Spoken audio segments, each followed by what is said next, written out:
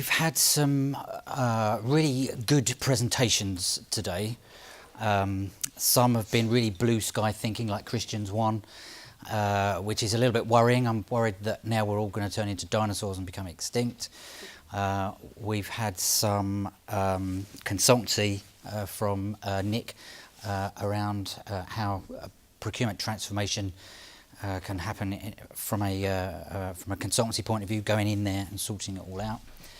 So now I'm trying to work out, and I'm trying to present what it's kind of like on the ground and some of the frustrations and some of the ideas that we should be doing from a procurement perspective. So this is me, and yes, as just been pointed out, I've been doing procurement since the late 1900s, which always makes me smile, actually.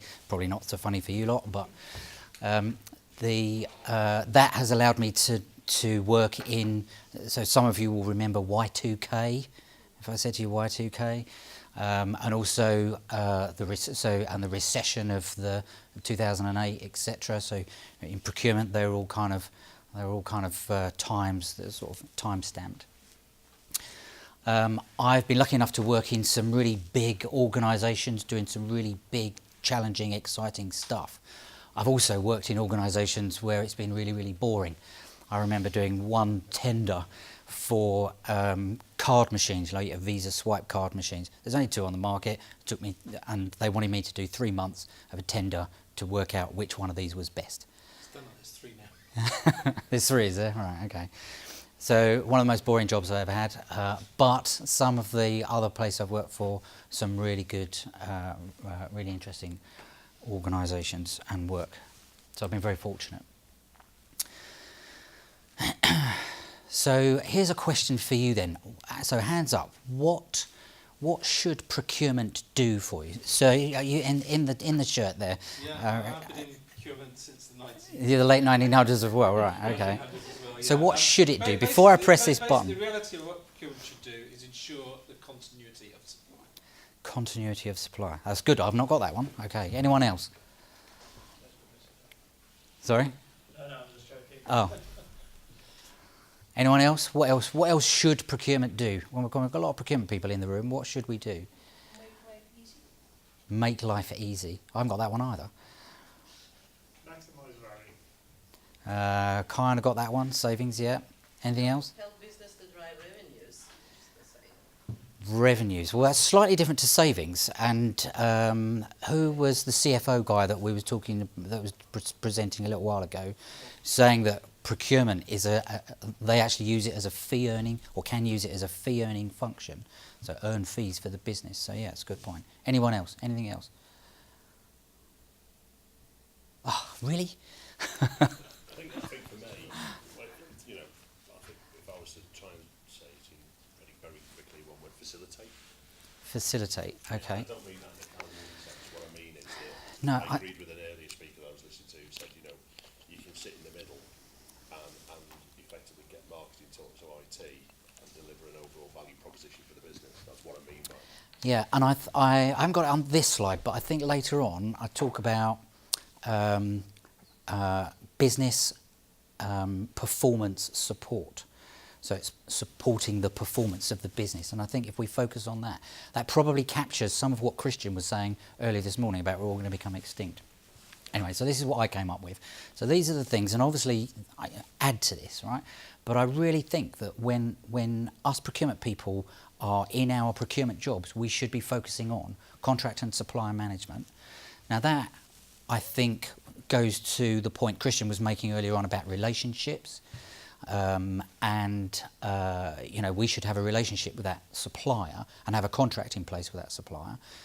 But start to think a little bit differently. These suppliers, they've got other customers, so maybe we should talk to those suppliers, talking to other customers, start to think a little bit differently, and that can work too. So another thing, innovation. I think procurement is really well placed to capture innovation from salespeople that call us up and from other things that, you know, we think that we get contacted about, and we are best placed to take that innovation from whoever it is and feed it into the business. And whilst I think you brought up about Christian's presentation, you needed time to reflect, I think. And I think that's a very good point. And my reflection so far is that I think if we are going to evolve as a procurement function, then I think innovation and the relationship stuff, I think that's probably where we should be. And I'm a little bit worried about the supplier selection stuff, because Christian was like, oh, get rid of all the transactional bit, let's move that out to the business. So, but I do think that procurement should create a robust supplier selection process for the business to use. Although that does worry me again, because of what Judith was saying from Nissan earlier on this morning. She likes to deal with the big organisations, but also the guys in their bedrooms working out all this kind of, creative stuff. So that's a challenge. How do we select a supplier from those two ends, capturing that innovation? Savings and buying strategies, quite straightforward, obviously. Various agendas. Someone else brought this up today about corporate social responsibility, environmental, so the green stuff, anti-bribery and corruption, and now there's a new agenda, this anti-slavery thing that's sort of reared its head over the last year or so. And again, I think procurement is best placed to create those, to put those agendas into its supply chain, and start to get suppliers to use and to adopt these things. Purchasing, I do think procurement should be responsible for purchasing, not necessarily to buy, to raise all the purchase orders and everything. I don't think a centralised purchasing team is a particularly good idea. And certainly some of the organisations that I've worked in, it doesn't really kind of work. But we should be responsible for purchasing. What are our purchasing policies, etc. And that management information, so providing that management information back to whoever needs it. I think that's a really important point. And something that is missing a lot of the times. You go into, do a transformational project, and everyone sort of focuses on all sorts of stuff, but actually that management information, that data capture, tends to get forgotten. When should you transform your procurement function? When you need to save money? No, okay. When the finance function does their system upgrade, I'm sure we've all been there.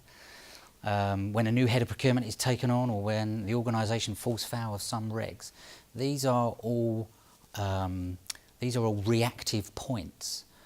And I think if we're going to listen to some of the stuff that Christian said earlier on today about becoming extinct because of the way we do it today, I think the real answer is now we should start changing our procurement functions now.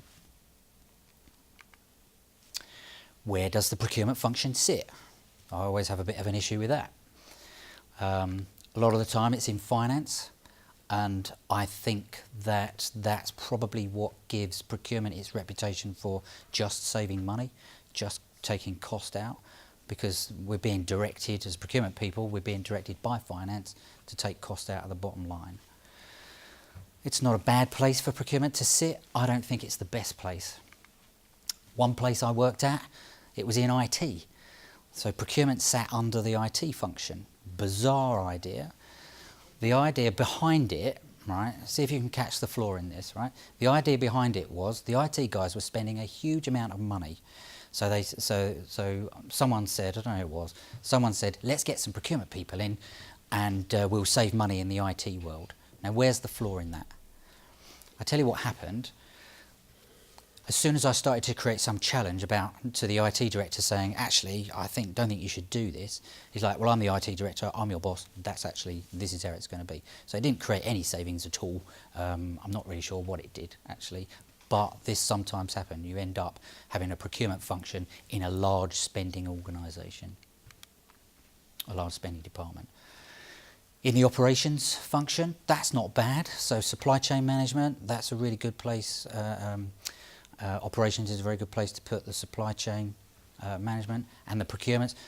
But in the direct side, I think that works really well. I've worked in organisations that does that. On their own in the corner.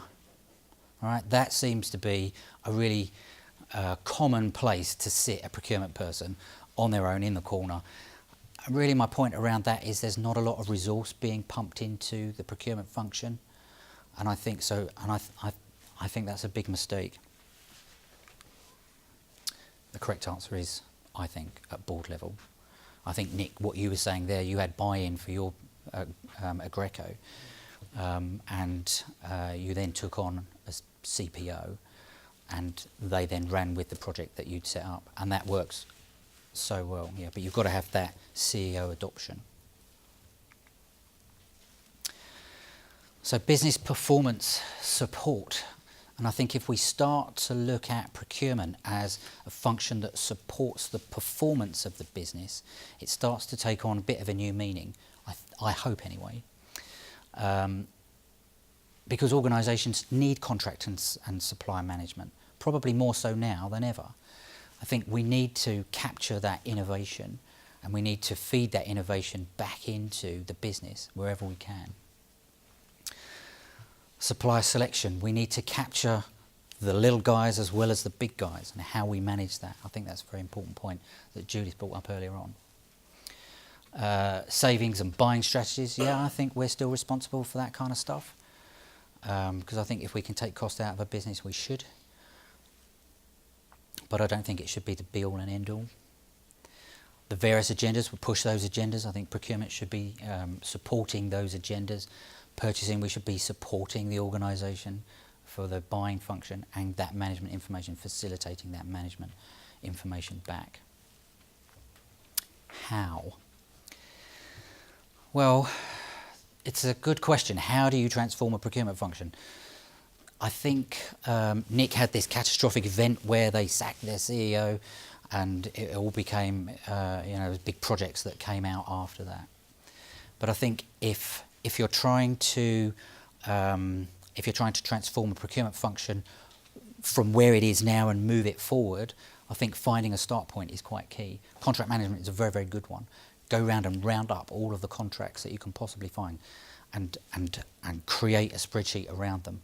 And then at least you've got some information to start talking to the business about. A poor performing supplier, that's a good place to start. One place I worked at, they had a supplier that was not performing very, very well, and it was their kind of key supplier, it was their major supplier. Equated for something like 7% of their total spend. And so it was a real problem. You can't live without these people, but they're supplying rubbish services. So it's working with that supplier, making them change, putting performance measures in, that kind of stuff. But once you start to show that the procurement function can do some of this stuff and can change the behaviour of a poorly performing supplier, it starts to create kudos and credibility. Create a procurement policy, that's a good one, favoured by finance functions actually. In my opinion, I think the finance guys, they love to have a procurement policy and say, right, you're not compliant to that, and you beat the business owners over the head with this procurement policy. And the last one, my favourite, is actually do the phase 2. So when there is a finance function and they're changing their finance system, 9 times out of 10 you'll get them, the purchasing stuff, well, let's put that in phase 2. We'll do that later. And that phase 2 just never seems to get done. And I find that very, very frustrating. So if there is a way that we can create a budget or secure resources to create that and actually do that phase 2. Q&A. Now then, I've got questions and answers here, right? So that's why that's called Q&A. So you don't have to do too much thinking, but I do want to start to get you to think. So think about what your contract management function looks like today. What does it look like? Do you not do it? Do people do contract management? Or is it just on some kind of spreadsheet? Or have you actually got a system in place? So that kind of, where are you on that scale? Don't answer the question.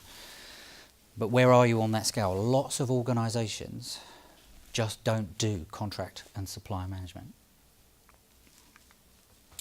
What does your supplier management look like? Sorry, contract management. Are the suppliers categorised? And are their performances measured and scored? So are you able to say quite clearly that you've got a supplier and over the last year they've scored this, this, this and this? Have you got proper metrics in place to measure these people? Do you have a procurement policy? And is it 95% compliant? So I think that's quite a key one as well. If you have got a procurement policy, that's great, but are you measuring its compliance? Do you have a procurement system? So maybe look at the trade shift one. There's one that I came across called ESM, very good organisation, and what I consider a proper full end-to-end procurement system.